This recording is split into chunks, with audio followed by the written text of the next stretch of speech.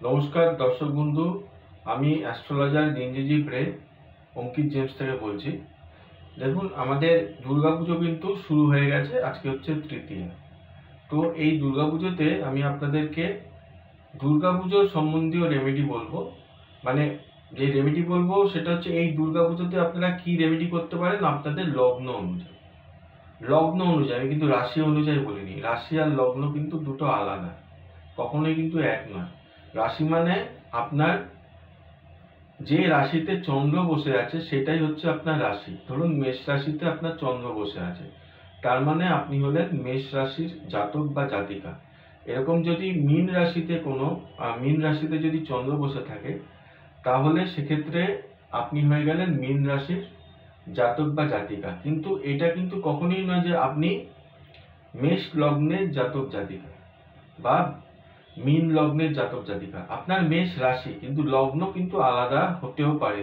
সেটা মেষ লগ্ন হতে পারে বা অন্যান্য যে কোনো লগ্ন কিন্তু হতে পারে। ঠিক আছে, এটা কিন্তু আপনাকে মাথায় রাখতে হবে। আর লগ্ন অনুসারে কিন্তু আমি বলবো, আমি রাশিকে অত বেশি গুরুত্ব দিই না, লগ্নকে দিই।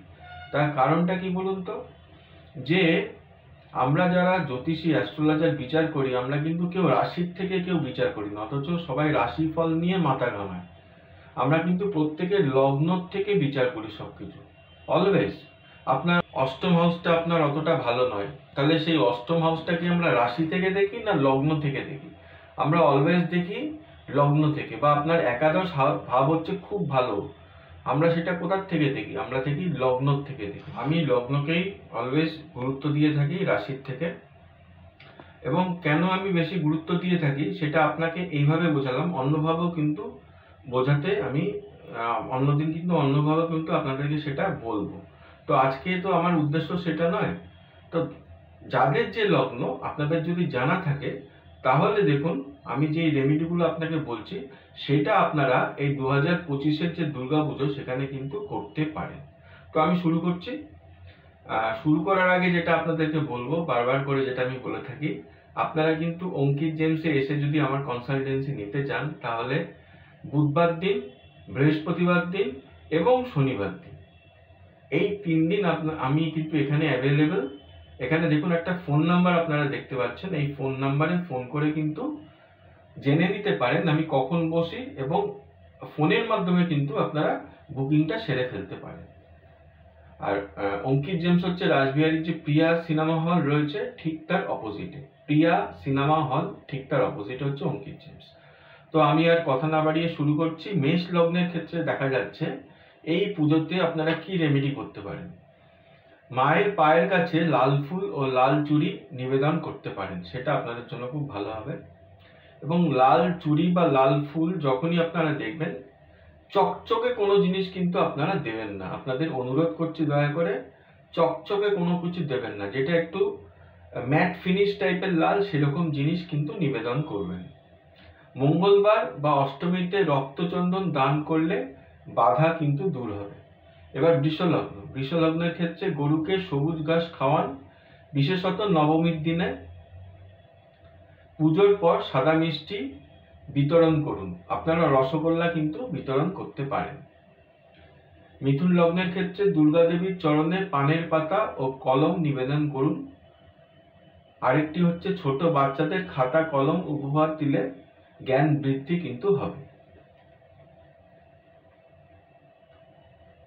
কর্কট লগ্নের ক্ষেত্রে দেখা যাচ্ছে দুর্গার ভোগে দুধ বা ক্ষীর নিবেদন করুন, এবং মাতৃ হৃদয়কে খুশি করতে কোনো অসহায় মায়ের হাতে চাল ডাল এগুলো আপনারা দিতে পারেন।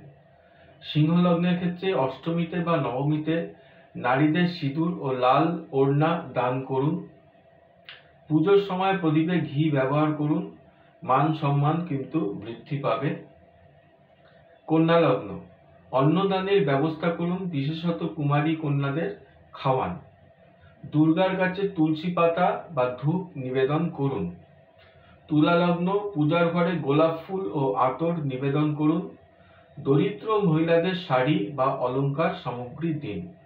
বৃশ্চিক লগ্ন, পূজার স্থলে জল ভরা কলস স্থাপন করে মন্ত্র পাঠ করুন। কোন মন্ত্র পাঠ করবেন? আপনি যে কোনো আপনার যে মন্ত্র আপনার ভালো লাগে বা দুর্গার মন্ত্র যদি আপনার জানা থাকে সেই দুর্গার মন্ত্র কিন্তু আপনি পাঠ করতে পারেন। যদি আপনার কাছে দুর্গার মন্ত্র না থাকে, দেখুন আজকাল গুগলের যুগ, ইউটিউবের যুগ, যে কোনো জায়গায় কিন্তু আপনারা দুর্গার মন্ত্র পেয়ে যাবেন। বৃশ্চিক লগ্নে আরেকটি কি রেমেডি রয়েছে না, শনিবার বা নবমীতে কালো তিল দান করুন, সেটাও কিন্তু খুব ভালো।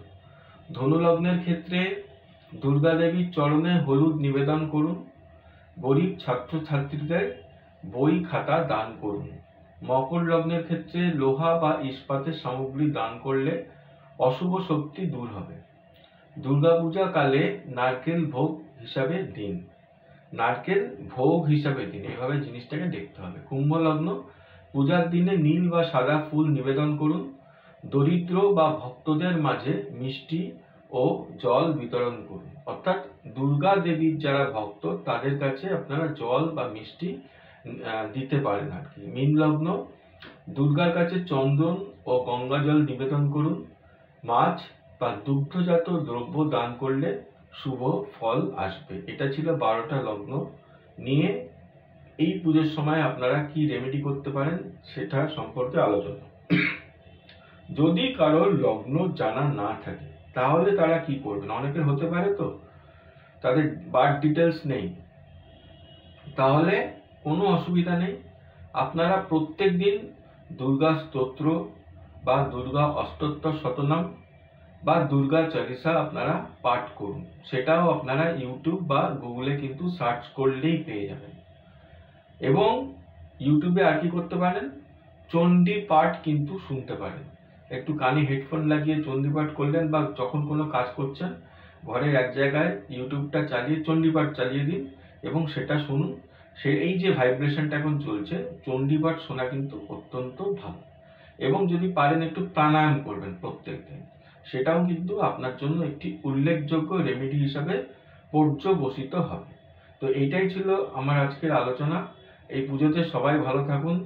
জলের দুর্ভোগ কিন্তু আমরা প্রত্যেকেই পোহালাম, এখন কিন্তু জল কেটে গেছে। আশা করা যায় যে সামনের দিনগুলো আমাদের কিন্তু খুব ভালো যাবে। নমস্কার।